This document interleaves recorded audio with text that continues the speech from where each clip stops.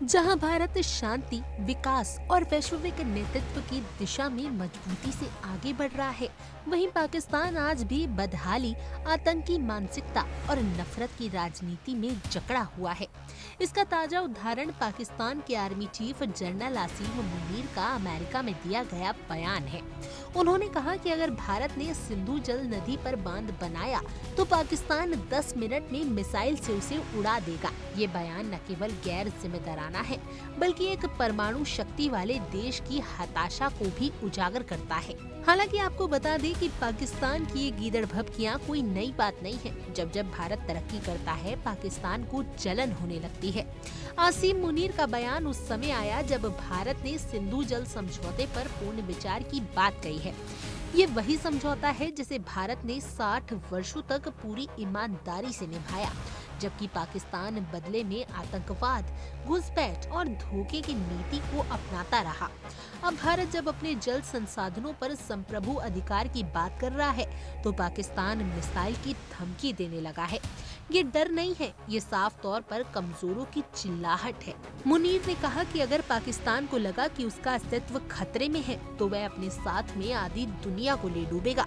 इस तरह की भाषा किसी जिम्मेदार राष्ट्रीय की नहीं, बल्कि एक खोखले और बौखलाए मुल्क की पहचान है, जो खुद तो संभल नहीं पा रहा, लेकिन दुनिया को भी अपने साथ गिराने की बात करता है।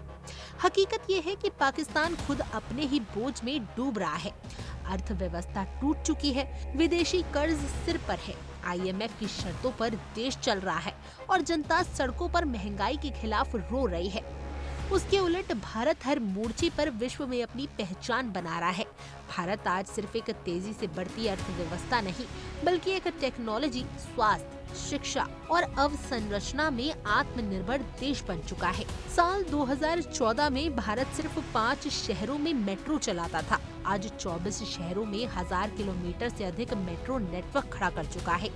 मोबाइल और इलेक्ट्रॉनिक्स के मामले में भारत पहले आयातक था, अब दुनिया के टॉप 5 निर्यातकों में से एक है।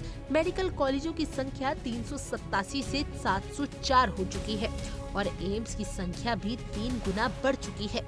जहां भारत मेक इन इंडिया और आत्मनिर्भर भारत की बात करता है, वहीं पाकिस्तान सिर्फ मार दो, उजाड़ दो और डुबा दो की भाषा में बात करता है।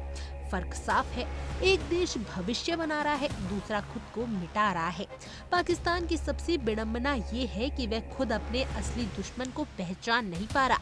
उसका दुश्मन भारत नहीं, बल्कि उसकी अपनी खुद की सोच, कट्टरता और सेना की सत्ता में दखल है। भारत ने कभी युद्ध नहीं चाहा, लेकिन जवाब देना भी बाखूबी जानता है। भारत ने कभी धमकी नहीं दी, लेकिन दुनिया ने दिखा दिया कि जब सीमा पर चुनौती दी गई, तो सर्जिकल स्ट्राइक और बालाकोटा जैसे जवाब भी दिए गए। पाकिस्तान के पास बोलने को सिर्फ नफरत है, जबकि भारत के पास दिखाने को विकास है। पाकिस्तान जब भारत को बांध उड़ाने की धमकी देता है, तब ये साबित होता है कि वह खुद किसी सकारात्मक निर्माण की सोच भी नहीं सकता। वह भारत की ऊंचाइयों को देखकर घबरा जाता है, क्योंकि उसके पास दिखाने को कोई उपलब्धि नहीं है, सिर्फ हथियारों की गिनती और धर्म की राजनीति है। आसिम मुनीर जैसे नेता भारत को धमकी देकर अपने देश में वाहवाही बटोर सकते हैं, लेकिन अंतर्राष्ट्रीय मंचों पर उनकी छवि एक अस्थिर, गैर जिम्मेदार और बौखलाए देश के प्रतिनिधि की बन चुकी है। वहीं भारत आज संयुक्त राष्ट्र, G20, ब्रिक्स जैसे मंचों पर अपनी नीतियों और नेतृत्व से पूरी दुनिया का भरोसा जीत रहा है।